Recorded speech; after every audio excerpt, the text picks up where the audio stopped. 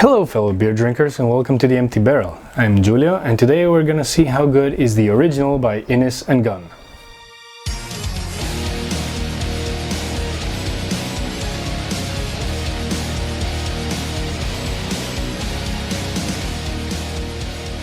So as you might see, we have quite some changes today. First of all, in the setting, we're in an open space outdoors. It's a beautiful sunny day, so we're taking advantage of that to get some vitamin D. The second change is that I have a new, very cool designer glass. I got this as a present, so I thought it would be a good idea to use it today. And now the third and most important change is that you should subscribe and hit the like button. But now going into serious matters. Here we have a trio of the barrel-aged beers by Innis&Gunn. I found them all together in the same store and I thought it was a good idea to get them all to review them. Today we're only gonna review one beer, which is the original.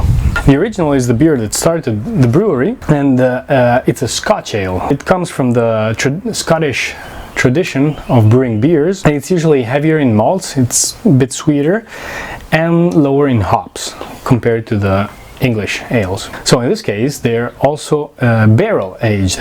In particular, Innis&Gunn use a special process called aging the barrel in beer. They get the bourbon barrel, they chop them in different parts, and then they put them inside of the beer. So this supposedly gets quicker aging, and you can age more beer at the same time. Let's open it and try it. I'm very curious to try it actually. I'm a big fan of bourbon, so I have high expectations, and I hope that it will actually have some bourbon flavor to go with it.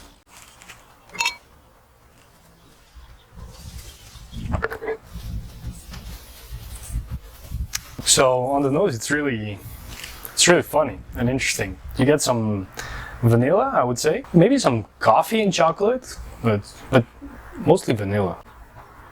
It's gonna be sweet, definitely. You get the maltiness a little bit. Let's try to pour it all.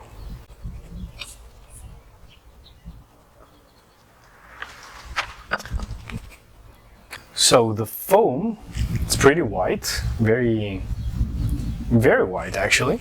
Let's read the label. The original is our flagship beer, the one that started it all. Okay, said that.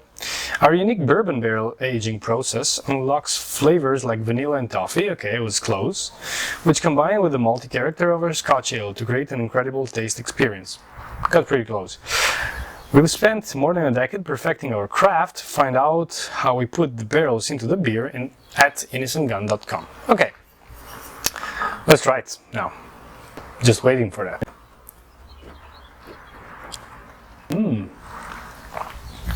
Okay, the vanilla is very big in the flavor. It's less sweet than I would expect actually from a Scotch ale. So the coffee that I felt smelling it is really not present in the flavor. I would say the chocolate is though, but the vanilla is definitely the predominant note. Let's get another sip. Although it hits you with this vanilla chocolate flavor, it almost immediately gets to the bitterness of the hops and it fades away pretty quickly. So the finish is the bitterness. The bitterness and a little bit of the vanilla that you get in the beginning, but the body is pretty thin and it fades away, just fades away. I would say that it doesn't have that big of a character that I would have expected, which can be a positive or a negative thing. The positive thing is that it's probably gonna be liked by more people, and the negative thing is that for who's a fan of like stronger Scotch ales or generally stronger beers with more character and a bit more complex, is gonna be a little bit disappointed. To be honest, the taste is not that complex, and as I said, it fades away very quickly after you get those two notes. So I'm gonna try a new thing today, and also because we have two more beers from Innis&Gunn to review in the following weeks, so I'm not gonna give you any fun facts. Go research your own fun facts about this brewery, and I'm gonna reveal some of them in the last video of the series, And I want you then to tell me if we got the same fun facts about this brewery, which is actually very interesting. So with this said, I was actually coming into this review, since it's actually the first time, I've never tasted it before, with high expectations for this beer. Unfortunately, it's not really what I was expecting. It's not a bad beer. It's a nice beer. I'm gonna take another sip. But in my opinion, it's not an excellent beer.